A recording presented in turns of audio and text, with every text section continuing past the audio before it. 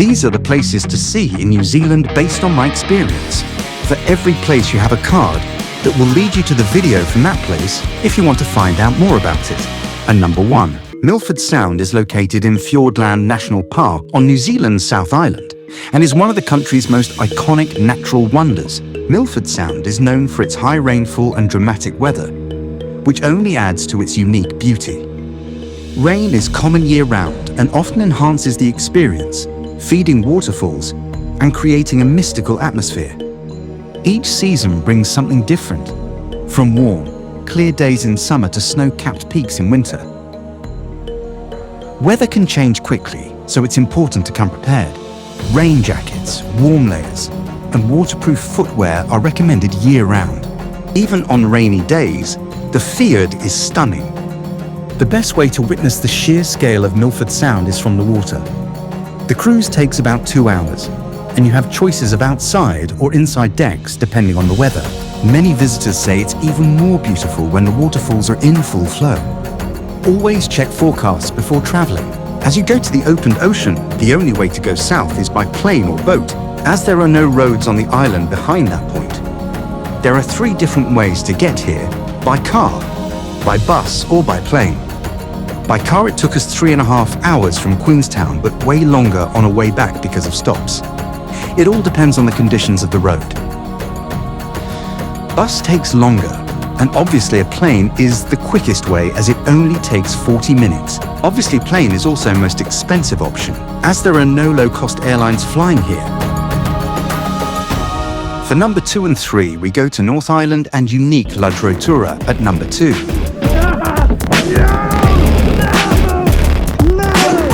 And this is how it all started. So now we are taking gondola up there to the top, and at the bottom of it there is a crankworx, so I'm gonna put into crankworx. Let's go!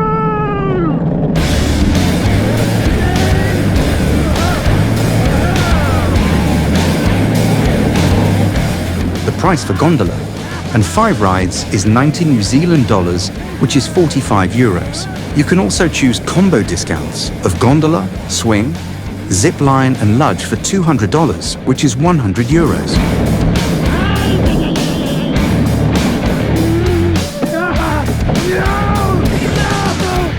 No! It's definitely fun, but twice I almost overtipped. No! Place number 3 will take your breath away, as it is Waitomo Glowworm cave experience with black water the whole rafting. Experience took us about 3 hours. Something like 1.5 of this was inside of the cave, Waitomo Glowworm caves. We couldn't take a GoPro because basically it's too dark, and anyway it's not allowed, but it's okay as we've got quite a lot of photos from that place. Black water rafting costs around $200 for the one we had. What you will see can be compared to beautiful night sky with multiple stars shining over your head. The only difference is that you are sitting in the water in a cold cave, but definitely worth it. Now going to have a soup after having warm shower down the bottom. But on the beginning it's definitely very, very cold. Near Waitomo, there is also Otorohanga Kiwi house. Definitely worth to see it, but you can't film or take pictures as it's lethal to them. This is how you will see them. And you can't use flash photography at all, because it can make them die, because they are blind. The room is very, very dark. At number 5, Mount Cook and Hooker Valley Track.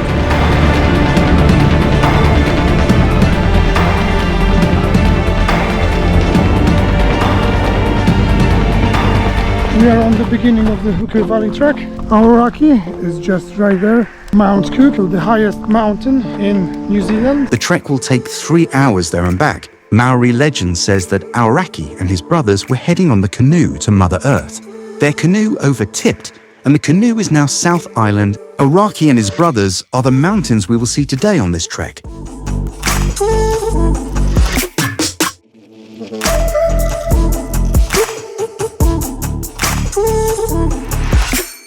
Although down the bottom the weather is very beautiful on the way here, but here it's a way different thing.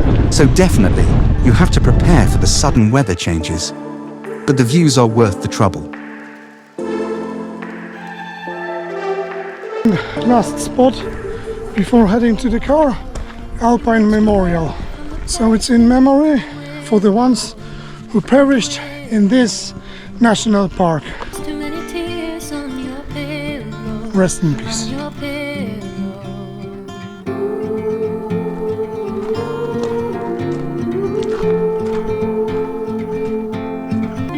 On the way to Auraki, you've got Clay Cliffs. At number 6, it is worth a quick detour on a sunny day, as the cost is only $5 collected in a box by the private owner.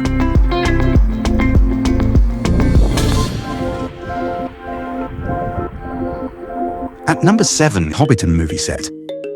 It was erected in 1999 when New Zealand Army made 1.5-kilometre road to the site.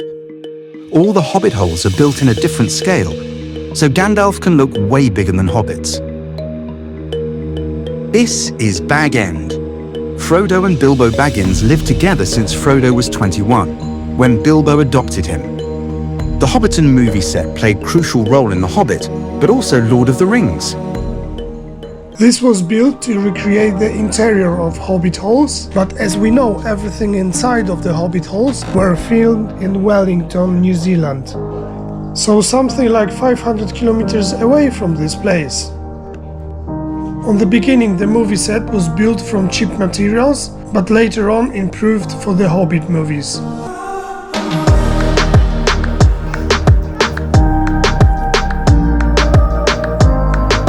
Tour prices start at 120 New Zealand dollars, which is 60 euros, and it takes over 2 hours, but you can stay longer to wander around. So it's 400 liters water per second that he spits out of the back of it. At number 8, adrenaline pumping Shootover Jet. Soaked and wet, but heavy. Ride takes about 25 minutes and costs $180 for an adult, but family packs are also available.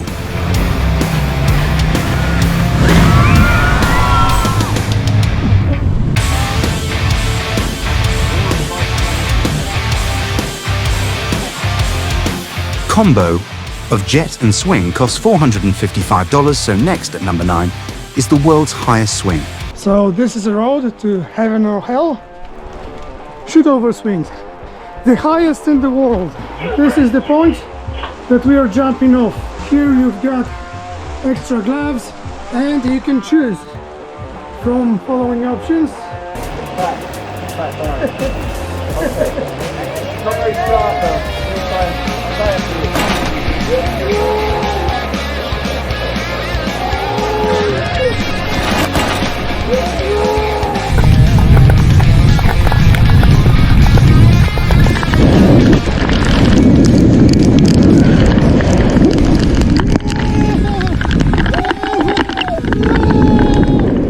Queenstown Bike Park at number 10. Just a pure pleasure. High mountains, lake, bike and superb trails. New Zealand at its best. Queenstown, here we go! Let's go! We'll see if we will have a vertigo. 2 berms, quite easy. Faster path to the right. And off we go! New Zealand is known for superb riding trails. Queenstown is not the only place for bike lovers. Famous crankworks competition is in Rotorua, Christchurch, but also Queenstown plays its part. Bike trails can be found everywhere in New Zealand. New Zealand is definitely the place to be, especially for the outdoor activity lovers. Just straight from the top, you can go and see Kiwi. Right here, Kiwi experience. If you don't see them in the woods, you can see them here. So during your time on the trails, your animal-loving other half can do Kiwi experience. That is at the bottom station of the bike park. At number 11, Kuirau Park, where you've got on the beginning mud pools, then hot pools, and then spa kind of thing, where you can dip your foot and you can walk a bit further.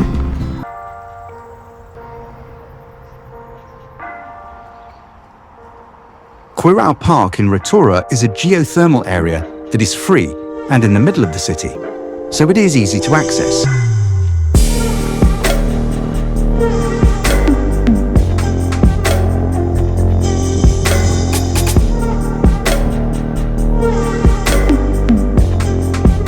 You don't really expect such a place to be in the middle of a city.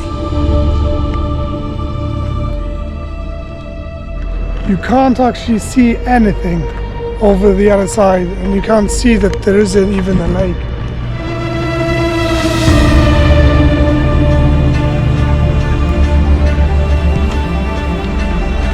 You can look like a rock star with all that smoke coming out. Steamy.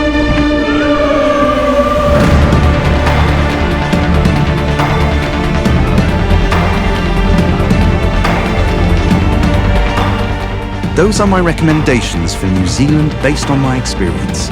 Subscribe, like and support my channel.